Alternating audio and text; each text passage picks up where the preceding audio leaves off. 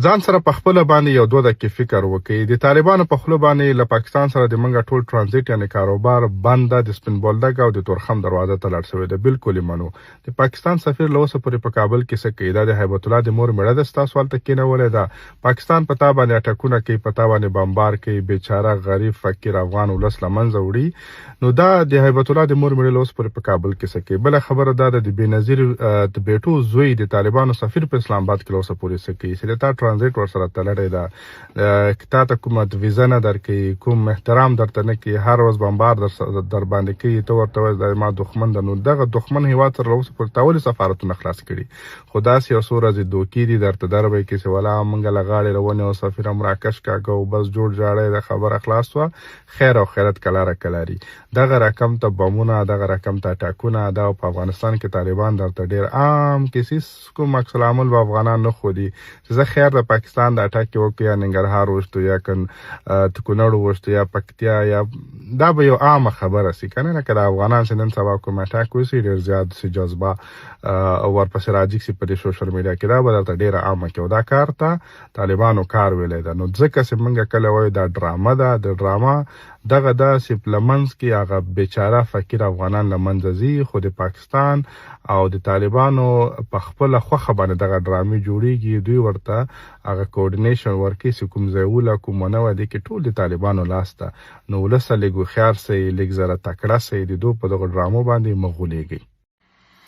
دا د مړسترګي پاکستاني ذبیح الله مجاهد ټویټ د په خپل ایکس پاڼه باندې کړی، پاکستان ته جواب ورکړی. سورا د پاکستان په فوز کې خاصه کړې ده او په افغانستان کې دغه رقم ته بریدونه ترسره کوي. دا د دوی جواب پاکستان ته. پاکستان چې پرون کوم برید په افغانستان باندې کړی ده، د یوې کورنۍ 18 کسان په شهادت پکې رسېدلي دي.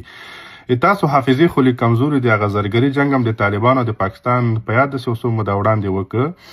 بیا چې ملا یعقوب دوحه ته منډې وهلې، اول ته کومې معاهدې ورسره امضا کولې او پکې لیکلې چې په بارډر باندې، یعنې د کابل برید له یاده وتلی او جنګ په بارډر باندې که نه، یعنې د ډورن کرښې ته دوی بارډر ویلې. خبره دا ده هغه معاهده اوسته سوله، ولې د ولس ته نه ورته نه ښکارېږي؟ همدغه وخت کې همدغه مړسترګو طالبانو درته څه ویلي؟ یا صرف 2 ساعته جنګ یې کړی. موږ ته خو معلوم و چې دا جنګ زرګري جنګ ده. 2 ساعته اوله موږ ته د قطر د خوا نه وویل چې دا جنګ باید بند سي او موږ قطر ته لاړو، معاهدې مې امضا کړلې. اوکې، د انټرناشنل لو کې خو ته کله چې یو معاهده امضا کوي هغه خپل یو کانټراکټ جوړېږي. دا کانټراکټ خو پاکستان 6 ځلې بریچ کوي، یعنې دغه کانټراکټ په خپله باندې مات کوي. اوس خبره دا د ورسې له ترکیه او له قطر نه پوښتنه وکړئ که نه چې دغه معاهده یا دغه کانټراکټ خو موږ تاسو په منځ کې لیکلی، په دې کانټراکټ کې هم څه لیکلي؟ مهرباني وکړئ تاسو راوباسئ که نه. خبره دا ده دا مړسترګې په خپله باندې پاکستاني دي.